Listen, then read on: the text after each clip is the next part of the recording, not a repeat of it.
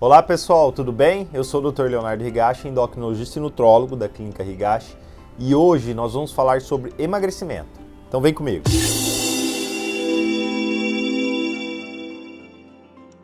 Uma das perguntas que mais recebo no meu dia a dia é: doutor, como faço para emagrecer? Eu tenho muita dificuldade, já tentei de tudo. Então eu resolvi gravar esse vídeo para vocês falando sobre 10 passos importantes que, na minha visão de especialista, acho importante para quem busca um emagrecimento saudável. Primeiro ponto importante é o que leva uma pessoa a engordar. Logicamente, o excesso de peso é uma condição multifatorial.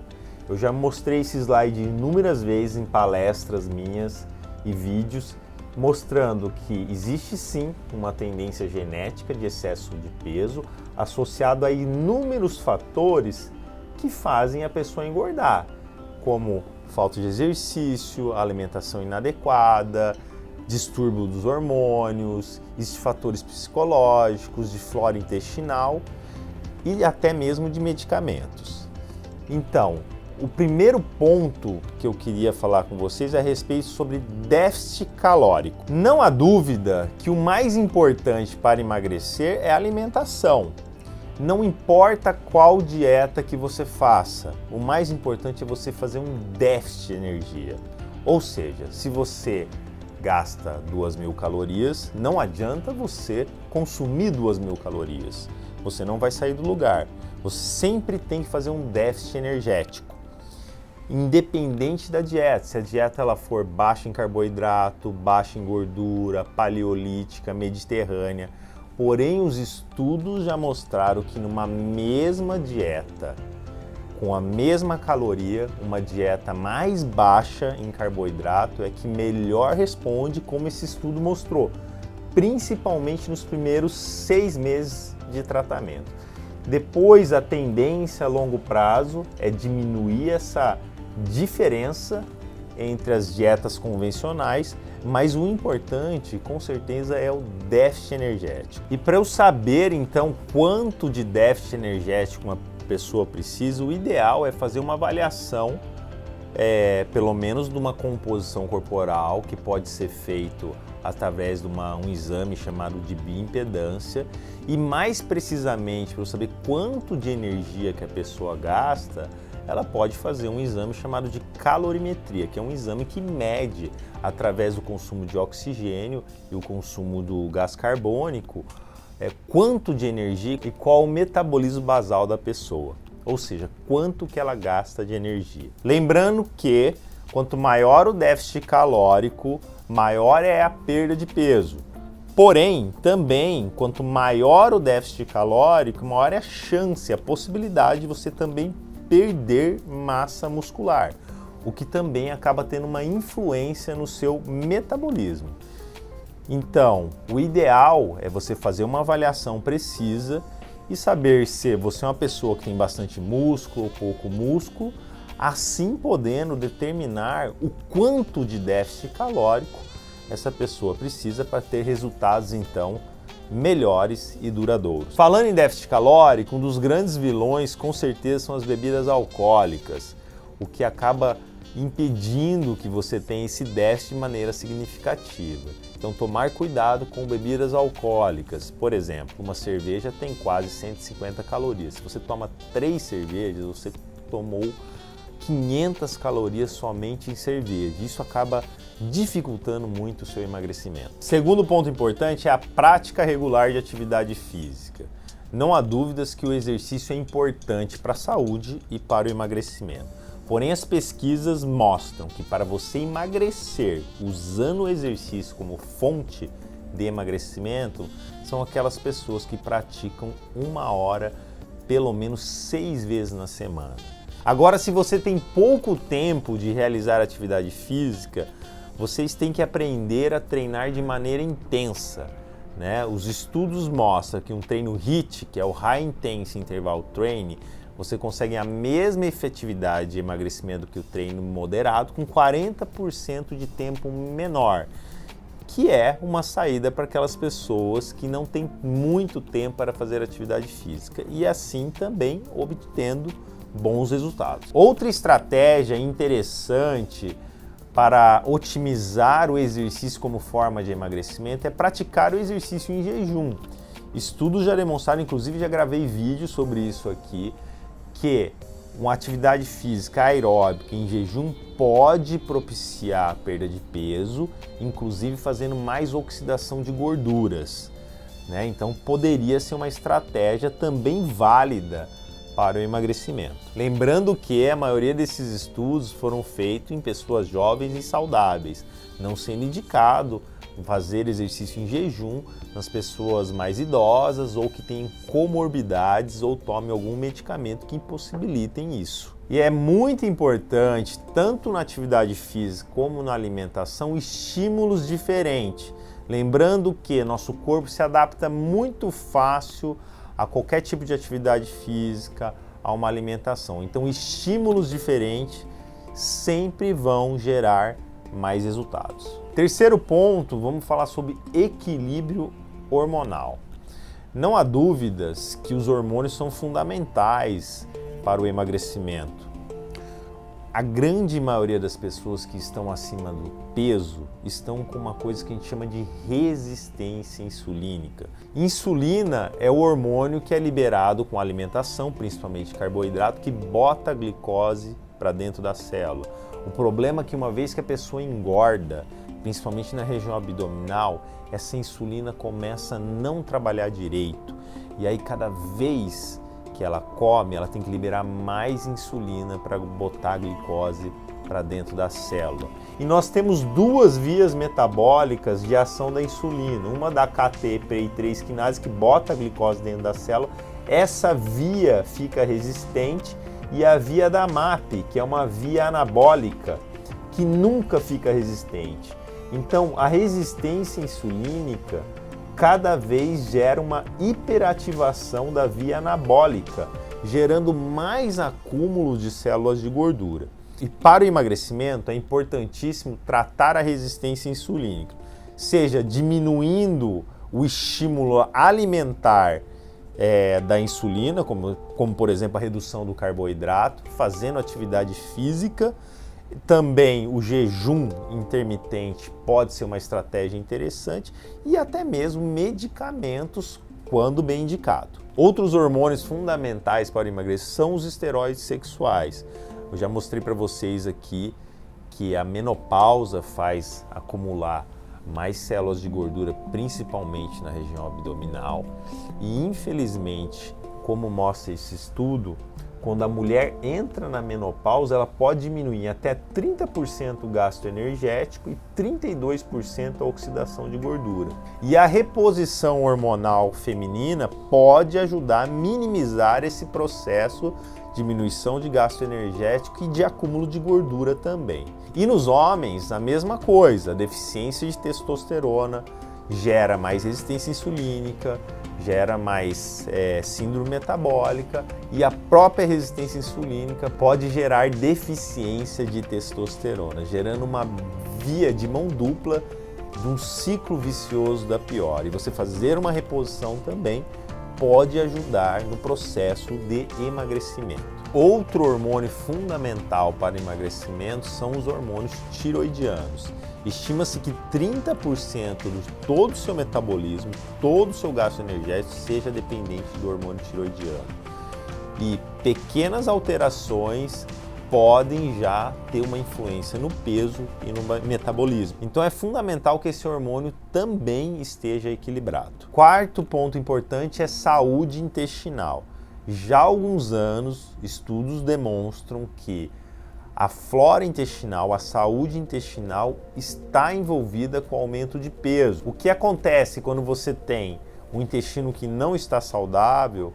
Você tem um aumento da permeabilidade intestinal e absorção de coisas indesejáveis, como por exemplo LPS, e isso vai gerar uma inflamação, resistência insulínica e maior acúmulo de célula de gordura, e também uma desregulação do apetite e da saciedade. Então, cuidar da saúde intestinal é fundamental para o emagrecimento. E a coisa mais importante para você cuidar do seu intestino é ter uma alimentação mais natural possível, consumindo muito vegetais, legumes e verduras. Pelo menos 6 a 9 porções por dia de vegetais, legumes e verduras e frutas. Aliás, esta é a regra número 1 de uma alimentação saudável.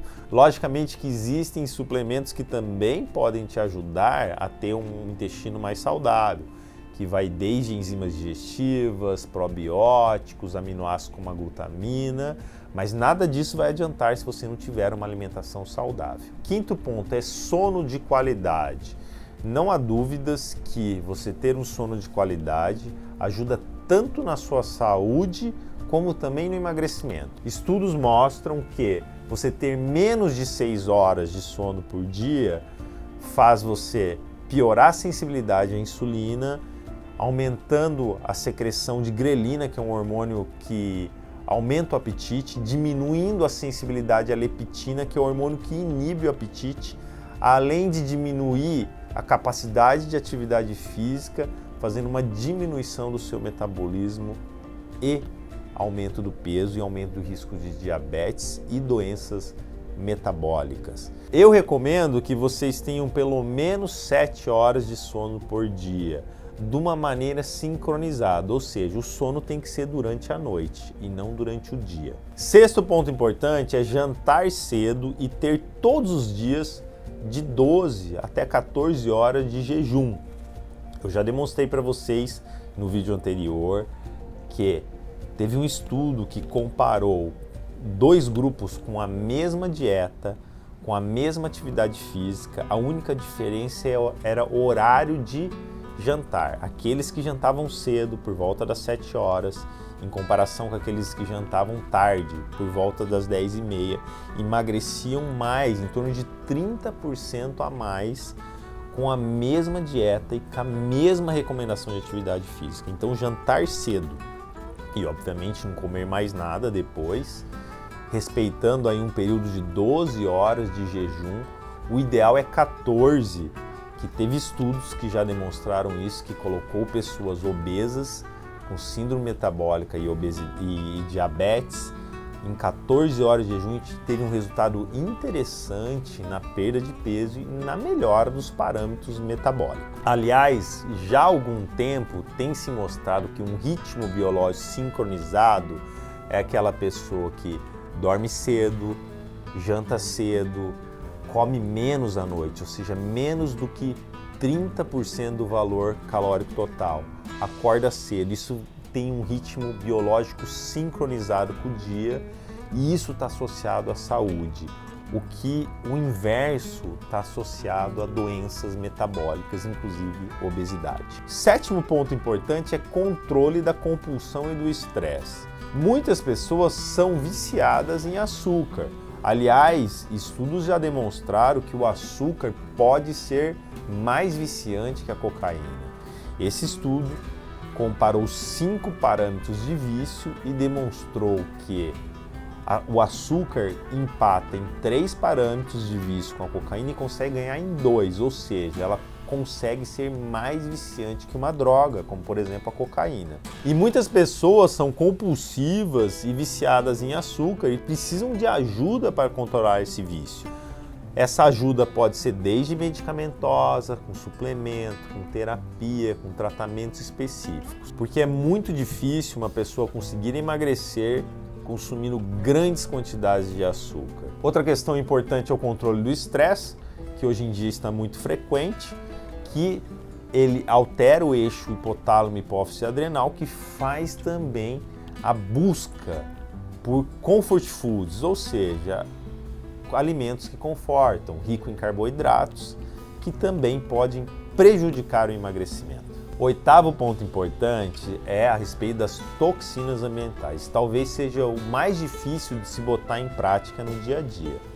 Nós sabemos que tem várias substâncias tóxicas que estão no nosso dia a dia, como plásticos, conservantes, agrotóxicos, metais pesados, que fazem disrupção do seu sistema hormonal, ajudando ao acúmulo de células de gordura.